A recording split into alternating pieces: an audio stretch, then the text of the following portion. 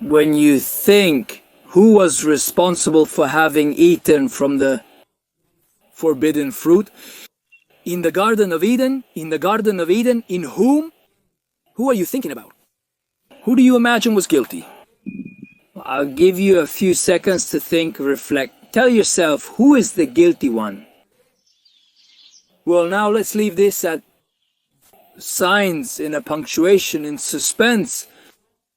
And I really want to surprise you with what our Jewish sages explain to us.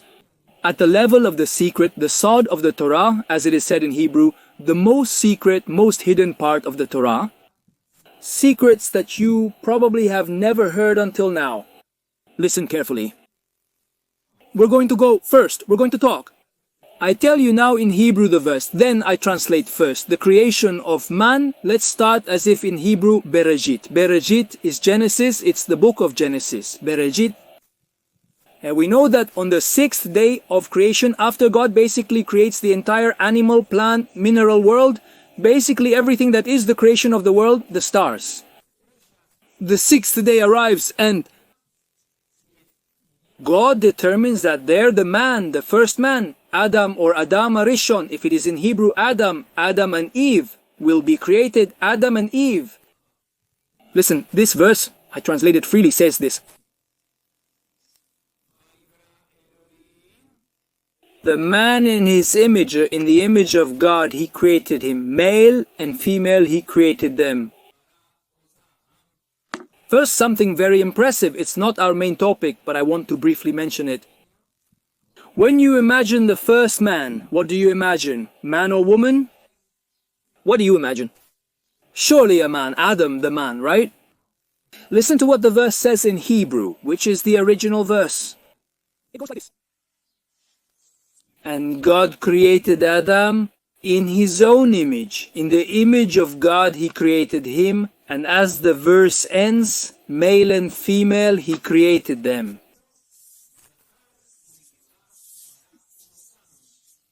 Male and female he created them in plural. That is, man and woman, feminine energy, masculine energy, were created at the same time. Then God basically separates Adam, not from the rib, as it is usually translated. It is mistranslated into Spanish. Sela is also side or side, not only rib. It is true that Sela is rib. In Hebrew also, Sela otzlaot, rib, ribs, rib cages. It is true. But unfortunately in Spanish, it is often translated literally. Things that are not the intention of God's Torah. Obviously, the Torah is God's will in this world. Therefore, we must always go and resort to the oral Torah, which is the Torah.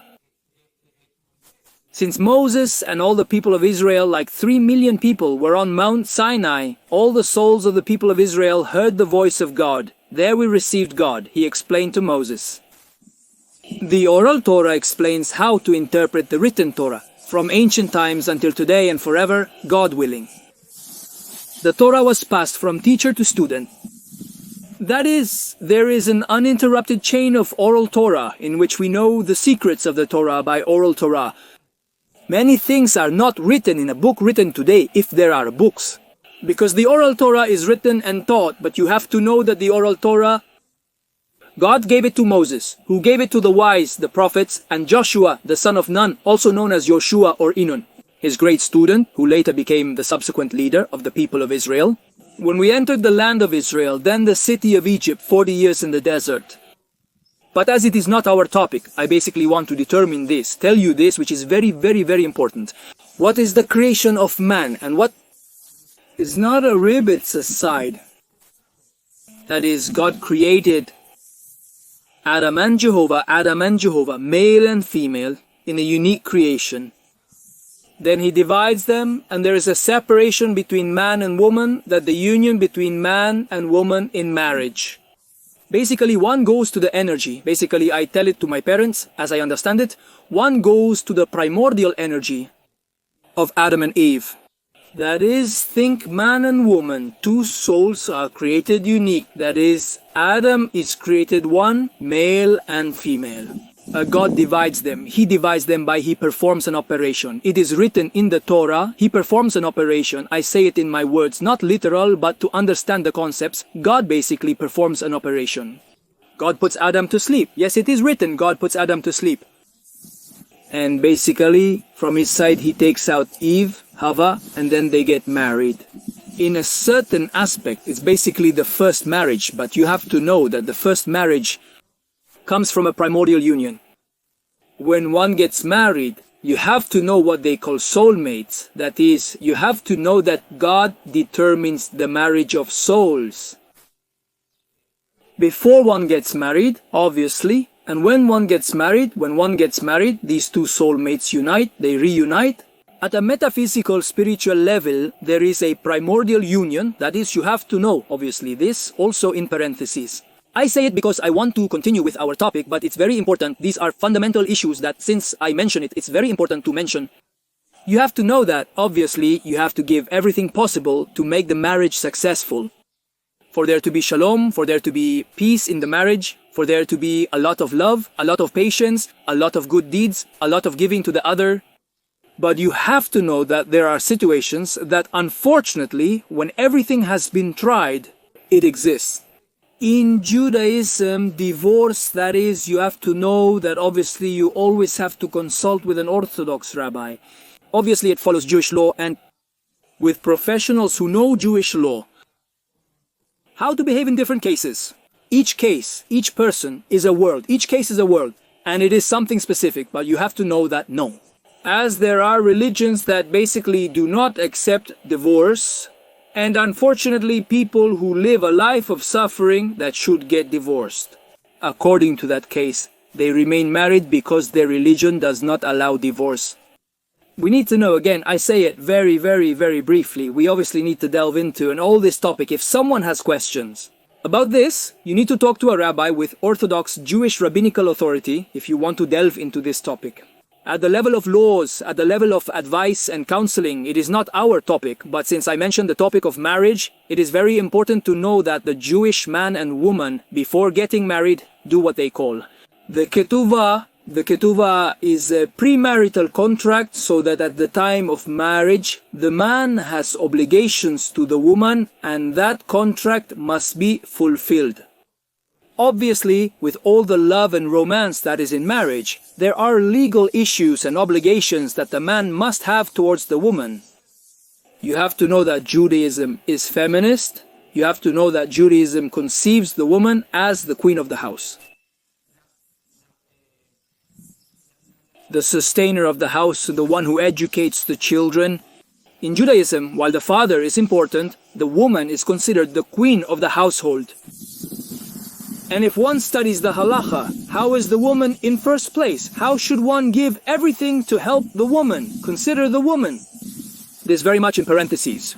Because the moment I talk about Adam and Eve, I can't talk about what marriage is, which is basically the first marriage in the world of humanity.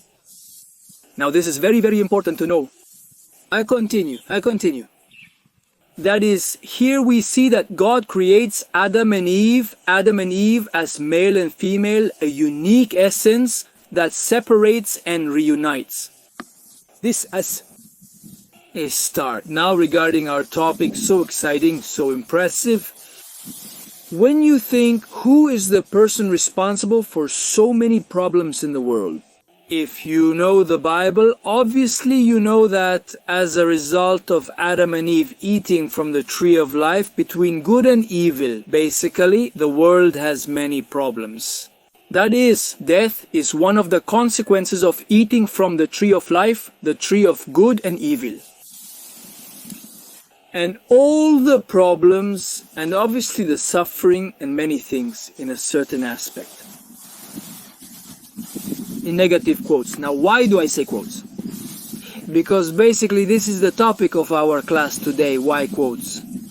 When I say negative things, listen to this awesome, look at this drawing. This drawing is an iceberg. It's an iceberg that, as you can see, the top part is a minimal part of the entire surface. That is, here there is a frozen sea. There is a tip that can be really big. But you have to know that in general, about 80% of the surface of an iceberg is below the frozen water. The frozen water, what one sees, even if it's a giant ice mountain. You have to know that in general, about 80% of the surface is below. Why am I telling you this? Because the Torah has what is called the Pardes. What is the Pardes? The Pardes? Basically, they are the 4 levels of study of the Torah. There's the Pshat. Pshat is basically what one understands at a simple level of the verses. That's the P. P is said in Hebrew, or P in Spanish. Interesting that P is in Hebrew, or P in Spanish sounds similar. You have to know that God created and creates the world at every moment with the 22 letters of Hebrew, the Yonah Kodesh, the sacred language. And you have to know that languages, many languages, have to do with Hebrew. P and P, interesting, or is Aleph the first letter, or A in Hebrew, Bet in Hebrew, or B in Spanish. Is the similarity interesting? I'll continue Pardes Pe Pshat. The simplest part, how one understands the verses in the most literal way. Let's say something that I say again. The literal always has to be accompanied by what our sages explain. Pshat Raish Ere also interesting. Pardes Raish Ere Reish also sounds similar. Remes is already a bit more the most hinted part. Now what you have to delve a little more into the secrets of the Torah Remes. Drash Dalet, interesting Dalet, and D, Dalet and D also sound similar. Drash is even more hidden, and Samej, Sod secret, or Esse, Samej, Esse also sounds similar, interesting. Sod. The hidden is the Kabbalah, the hidden parts of the Torah, what is much more in the lower, deeper part. In the example we gave of the Eisler, we continue with what we are talking about. So what I want to talk about today is basically the slightly more hidden, more hinted and hidden parts. What is called Hasidut, the secrets, Hasidism, or the secrets of the Torah. Listen, very interesting. It says like this, we are going to go, when God says like this, I say it in Hebrew. I translate it freely. It says like this, and the Lord God took the man.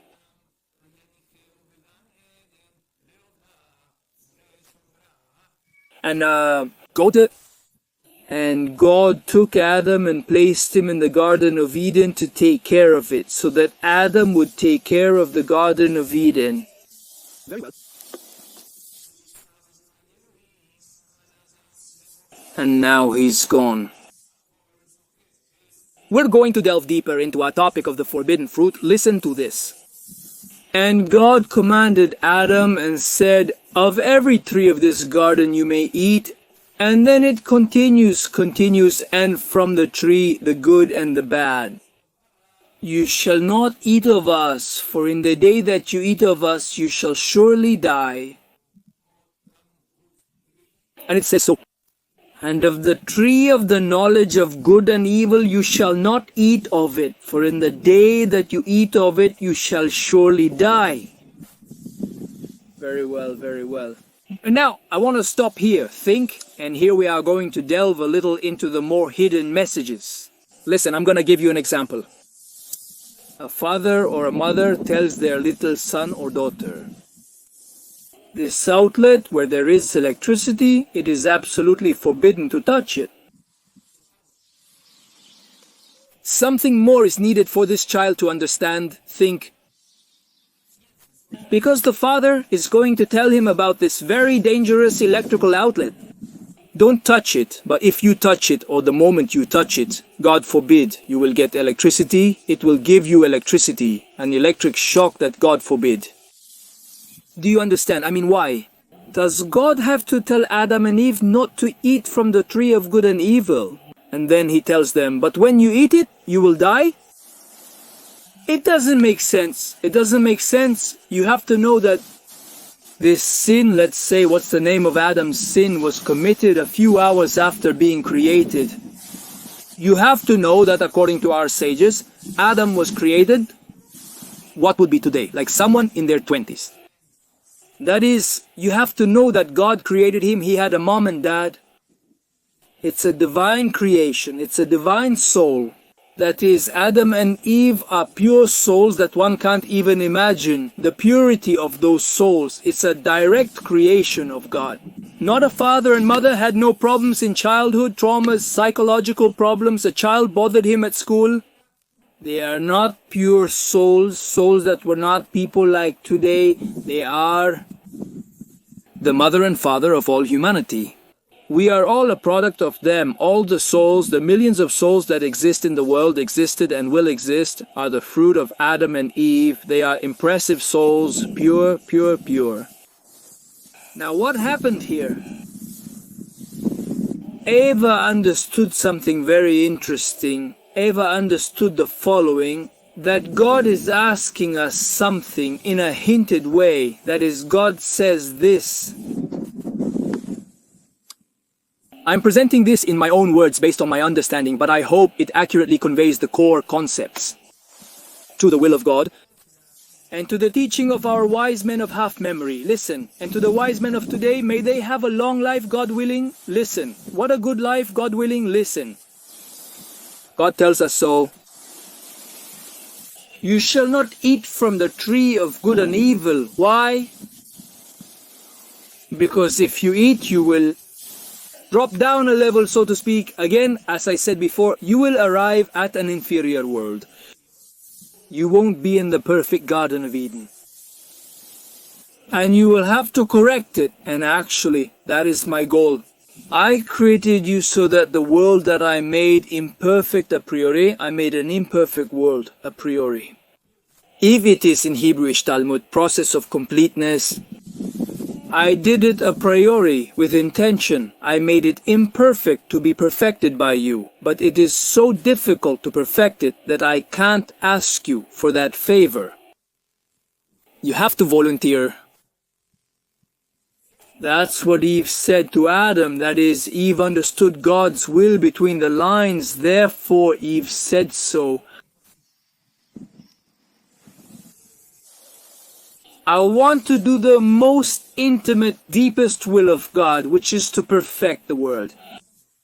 Because where we are is a perfect world. It's a perfect world. It's the Garden of Eden. Everything is perfect. But there is a world with the potential to be corrected, and if we don't go to that world, who is going to correct it? But you have to know that it is very difficult. That's why if one now, when one sees the verse, studies the verse that God tells him, to Adam, he says, for example, go and create Adonai Elohim El Adam. Basically, I skipped several verses, but basically, after Adam and Eve ate the fruit, God said to Adam, Ayeka, where are you? Where are you? But how do you imagine yourself? Or how did you imagine so far when God speaks to Dan and Eve, then they ate the fruit? Like someone angry. Ayeka, where are you? What did you do? You're going to give birth in pain and you're going to die and you're going to do this like someone angry? That's someone who takes revenge? You're not just going to die, but you're going to give birth in pain, and the earth, the land will be cursed and you will labor and sweat to work it. One imagines someone angry throwing lightning from the sky, God forbid. That's a caricature of God. That's someone who has a negative bond with God. Maybe it's not their fault. Maybe where the spiritual leader taught them that, or the religion they belong to teaches them that. The bond with God like that is a very negative bond. Judaism teaches that God is the God first, who created us with His infinite absolute love. God loves you much more than one, our sages say. Like a marriage that had a child at a very old age, how do they love him? How do they love him? How do they wait for him? How do they love him? Can you imagine that love? It's almost negligible compared to the love that God has for you. God loves you. He created you to fulfill your mission in the world, to do His will with great joy. God loves you. God isn't waiting to punish you for mistakes. Instead, He loves you and wants you to choose good, as it says in Hebrew. The verse says, Baharta Bajai, and you will choose life. That is, here we see that God said to Yesa, Yeka, let's change the tone a bit. Yeka, where are you? What did you do? Why did you do this? Tell me, I want to hear you. Why did you do this? Maybe you understood me. How did they understand me? How did they understand what I really wanted? Did they really want to do my will? To perfect this world? And you have to know, in Hebrew there is a concept that says this is one of the secrets of the Torah. Sometimes you have to go down to go up. That is, you have to understand this. God thinks a father wants to send his son to a place to save people. Basically, his son is part of an army, as we can say, the army of Israel. His son is very prepared, and God willing. There are people in a difficult place, and the father, who is perhaps a chief in the army, has to send his son, but it's hard for him. Obviously, it's something very dangerous, but he knows his son is prepared, and maybe he doesn't know how to do it. But his son, between the lines, understands that his father, really, as difficult as it may be, wants him to actually save those Jews or those people who are trapped elsewhere, Jews or non-Jews that need to be saved. That is, the father wants something, but the task is so difficult that he can't ask for it. Therefore, Adam and Eve understood that God created an imperfect world and what he calls this world in which we live. On one hand, it is the lowest of the worlds, but it is potentially the highest world. What does it mean? The human being is above the angels, because the angel basically has no free will. The angel does what God tells him. The angel is a spiritual force that basically does the task that God entrusts him with. Doesn't say maybe yes, maybe no, I'm tired, not tomorrow. The angel does. But the human being has free will. He has. Yetzar to Yetzara has an inclination for good and evil, an ethical moral dilemma. God puts us in this world to choose life and good. Therefore, when a person thinks when you do God's will, you are above the angels. It's impressive. And so, Adam and Eve understood that they had to come down to this world to elevate it. To elevate all the sparks of holiness and take it to a place much higher than the primordial Garden of Eden. May we always have the merit of being aware of this, of choosing good, of elevating everything material to a spiritual plane. Now you might ask, is there anything I don't understand? Eva and Adam sinned. They did something against God's will, and they did well. That's good, excellent question. If you're asking, that's excellent. In fact, if you have many questions after this class, excellent, I would like you to share them in your comments. Listen. Obviously, we know that today, of course, at the moment, God gives us the Torah. Obviously, the Torah was given later to the story of Adam and Eva to the Israeli people on Mount Sinai about 3,336 years ago. That is, obviously, at the moment, God explicitly reveals to an entire people what is the will, His will. Our Creator and Almighty for the Israeli people worldwide, as the Torah's relevance extends to all. There are mitzvot and precepts for both the Israeli people and the nations in general. They call it the 7 laws of Noah. Obviously, each law has many diversifications. This is not our topic. When discussing the Torah, it's crucial to understand that its relevance extends beyond the Jewish community to the entire world. Obviously, if a non-Jewish person wants to know what God's will is for him or her, obviously they have to turn to the Jews, because we are the ones responsible. We have the merit and the responsibility, with much humility and joy, of course, to be God's messengers. To say what is God's will in this world, which is the Torah, which is God's revelation in this world. Now, when you ask yourself that question, obviously, what is allowed or even is a precept to do perfect. But what God says is forbidden is forbidden. Obviously. One cannot say, I'm going to do as Adam and Eve did, because I want to elevate the sparks of holiness in this world. But to do something against what God told me, God forbid, that is forbidden, totally forbidden. Obviously not, obviously not. But here we are talking about something much deeper. First, it is necessary to know, obviously, that at the moment God calls him. 70 faces of the Torah. It appears to him 70 faces. The Torah has 70 faces.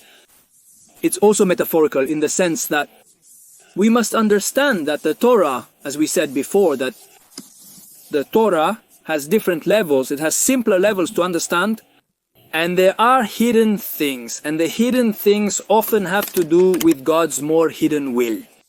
That is, when we talk about Adam and Eve doing something against God's will, is it real? Is it true? God said of this tree, do not eat. Of this tree, do not eat. Do not eat. I mean, at the pshat level, the simple, the common, one understands it. They clearly acted against God's instruction. That's reality, one of the earth's 70 faces. But if one goes to something deeper, Eva Java understood God's innermost will. That, as we said before, that we basically reveal God in this world, in the world we know today, in this material world. Stepping down, leaving the Garden of Eden, stepping down and revealing God in a very dark world, with a lot of potential to be the most luminous of all worlds. As we said, think of an elevator in a skyscraper, that the skyscraper goes up to, I don't know, floor 100, but there are also, I don't know, 100 floors below for car parking. I mean, on a level. An example, that is that elevator, that lift takes you either to the highest point of the skyscraper, or it can take you, God willing, to the lowest point of the skyscraper. That is, this world has the potential to go to the lowest pleasures, to the hardest things that exist, or to go to the highest levels that exist. Therefore, today at a clear level, I want to be very clear and say today. Obviously, one must rely on connecting with God in the purest way one can. Obviously, knowing that today there is a very specific will of God, which is the Torah. What is forbidden is forbidden. One cannot get into basically doing convoluted things. Why? Because today, after Adam and Eve ate from the tree of good and evil, what is called the Yetzer Hara basically entered. The inclination towards evil. We today, human beings, have confusion, but Adam and Eve at their time were pure souls. They didn't have Yetzer Hara, they didn't have an inclination towards evil. Obviously, they didn't see a fruit as many people imagine, like the drawings, the comics. They saw a fruit, oh, they couldn't resist. Wow, wow, wow, that fruit, what a fruit, oh, I can't resist. Don't think. They were not human beings as we are today. Human beings as we are today, they were luminous beings, impressive, made, as we said, by God, directly by God, a divine creation with a capital letter by God. Obviously, we also need to know another secret that our sages explain, that the Torah was made. The Torah was made by God prior to the creation of the world. So, in Hebrew, the Torah was prior to the world. That is, at the moment God created the Torah, He already created the story of Adam and Eve. And He already created the story that this world was going to be a challenging world, that there was going to be death, there was going to be life, there was going to be free choice, free will. That is, God already knew. Obviously, God is above time, God is our almighty creator and created the Torah prior to Adam and Eve's decision. We are talking about very deep things, but you have to know that this is actually like a kind of what I'm telling you. It's like a tasting of what the Torah is, as I understand it. That is, think that we are talking about very few verses and look at everything we are talking about. Look at the levels of the Torah, all the levels of the Torah, the 4 levels of the Torah that one can talk about. Obviously, there are levels of the Zohar. Of the secrets that I'm not saying now, obviously, because I don't know them, there are secrets of secrets of secrets of secrets, but I'm giving myself a show, how do you say, a decantation. A tasting of what the Torah is and the beauty of the Torah and the secrets of the Torah.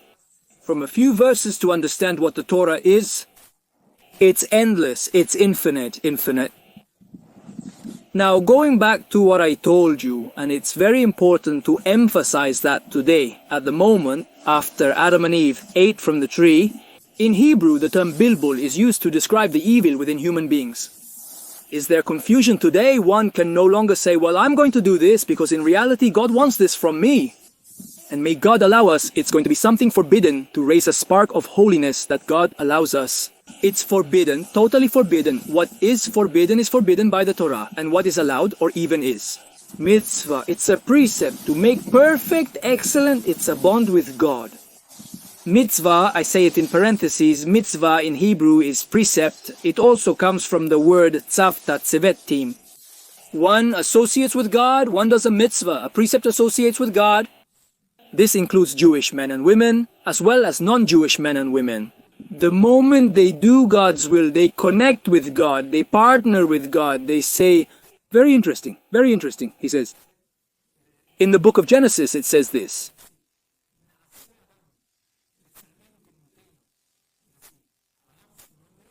If it's not literal, it's very close to literal.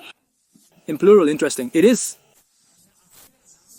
Let us make, says God, let us make his name in our image and likeness. Explains to our wise men, because he speaks in plural, God is unique, he is one, he is above all, includes everything, like let us make, like in plural. Explains to our wise men.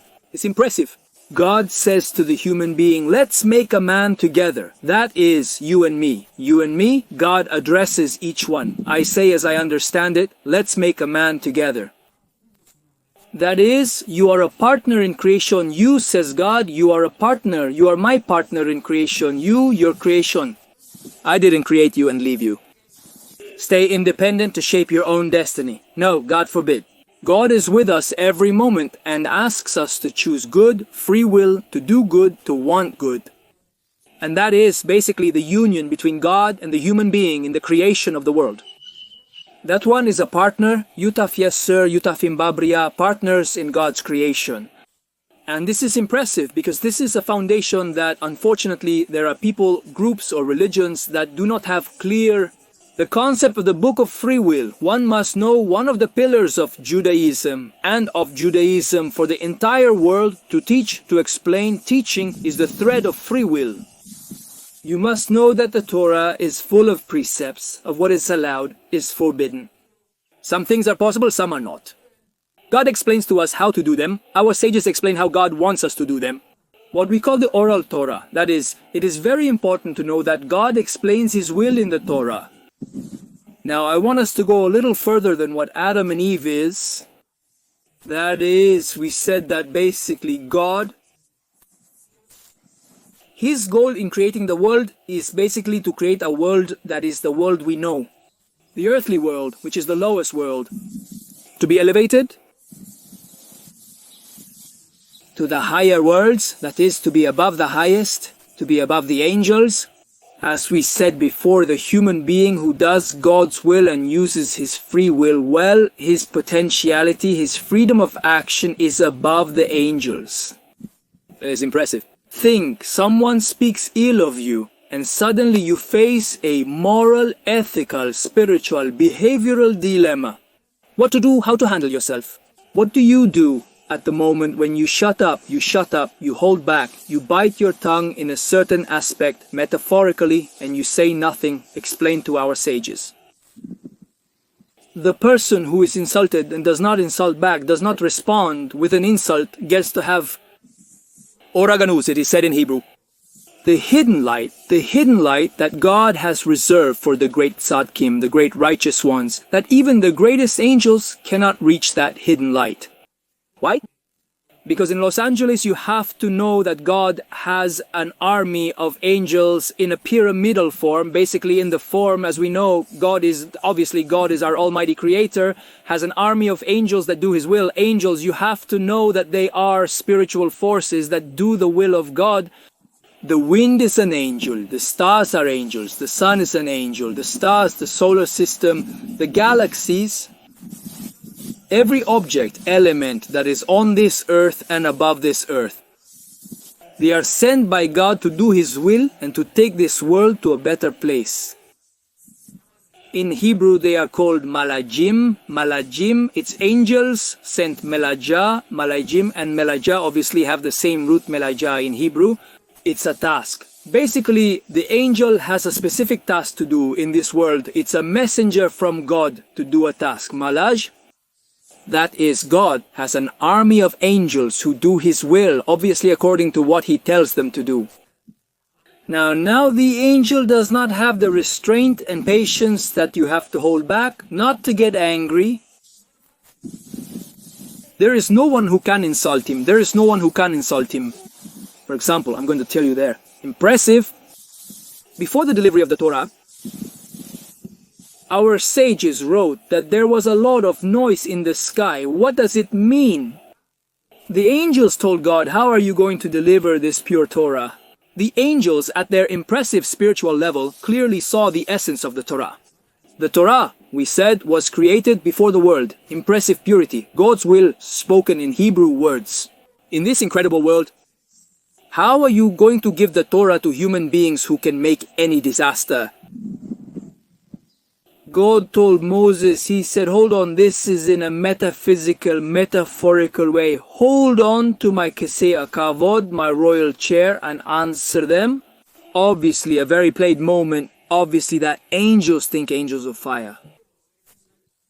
You can't even imagine the tension. You have to know that the world is at stake. You have to know that the world without Torah, or with Torah, is another world. Thank God, that God gave us the Torah. God gave the Torah to the whole world, not only to the Jews. Obviously, he gave it to the people of Israel, but for the whole world. That is, he told him to answer them, Moses.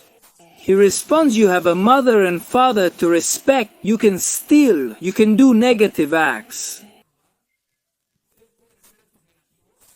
That is, I say it in my words, it's not literal, but basically he told them, you have free action, free will, you can really choose. What does the Torah say? Honor your father and your mother. Keep the Shabbat. Eat kasha. Kasha is the kashrut, the food forbidden or allowed for Jews. That is, the Torah is full of precepts of mitzvot, in which angels obviously do not have free will. To eat kasher or not to eat kasher? You have a body, you have to eat, you have to go to the bathroom, you have to make the blessing after going to the bathroom. If someone insults you, you have to endure it, not get angry, you have all that. And the angels really accepted and said that he is right. God chose to give the Torah to the Israelites and consequently to all of humanity. You have to know what there is at a metaphysical level. There are 70 nations in the world, and you have to know that at the time of the delivery of the Torah was delivered in 70 languages, according to the 70 nations. And listen to this impressive, listen to a great rabbi. It is, as we said, the Torah is relevant to the entire world. Obviously, the Torah was delivered by God to the people of Israel. As 3 million people, we heard the first 2 commandments, but you have to know that I heard a rabbi. And so, on a subconscious level, every nation today also knows that it received a message from God for itself, on an individual level and on a national collective level, for its nation. Every angel that has to do with their nation received the Torah in their language. But this happened about 3,336 years ago. But that echo that occurred at that moment today is much more explicit. Nations want to study Torah. In fact, you are studying Torah. If you are Jewish, obviously it has to do with you from your soul. But if you are not Jewish, what does it mean?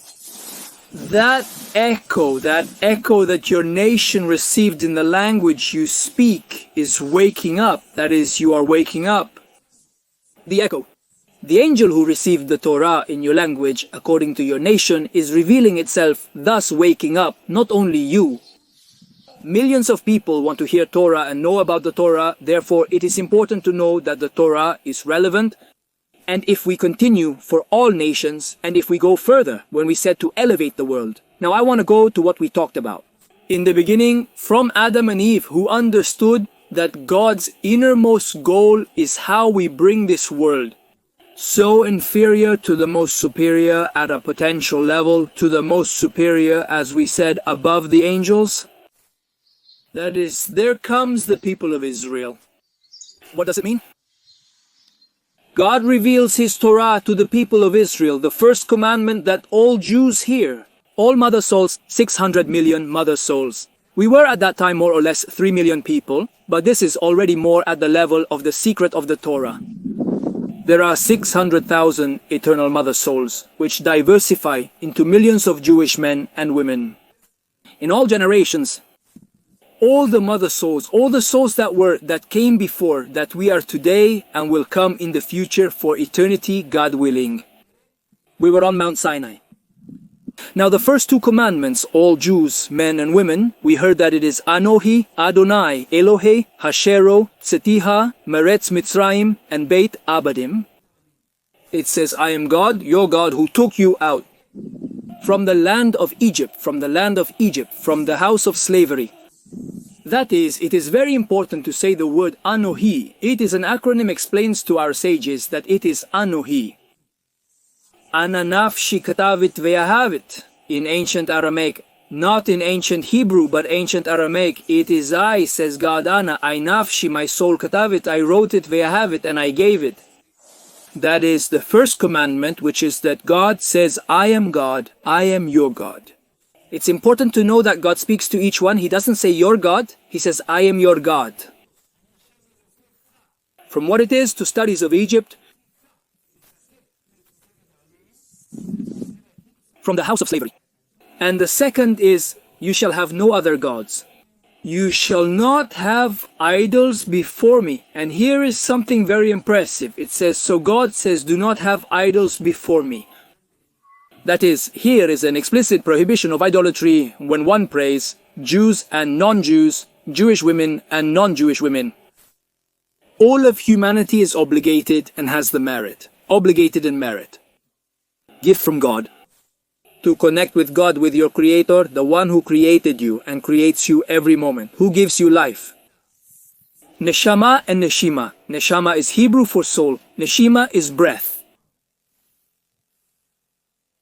I invite you to breathe and be aware of your breath.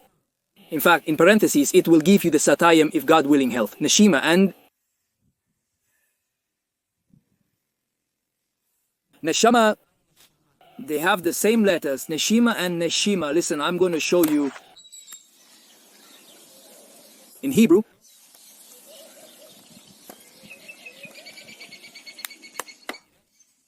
Neshama and Neshima. The same letters. Neshima has one, Yud, it has one more letter, but basically the same letters.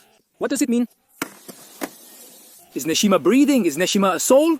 God breathes life into you. Each breath is a puff. It's a caress from God. It's a touch from God. Every breath you take is a life. It's a breath of life. Now God gives the Torah to the people of Israel for all nations to be a light for the nations. With great humility, joy and responsibility. Now what happens? God tells the people of Israel that they have to return to their land. For what? Why have a country? Explain. To our sages, says Rab Kook, a great sage, the first great rabbi of Israel, Zeher Tzaddik of Kadosh and Braja. May the blessing of the Tzaddik of the great righteous protect us if God wills. He says that Medinat Israel, I say it a bit in my own words, it's not literal but quite close. Medinat Israel and Esot.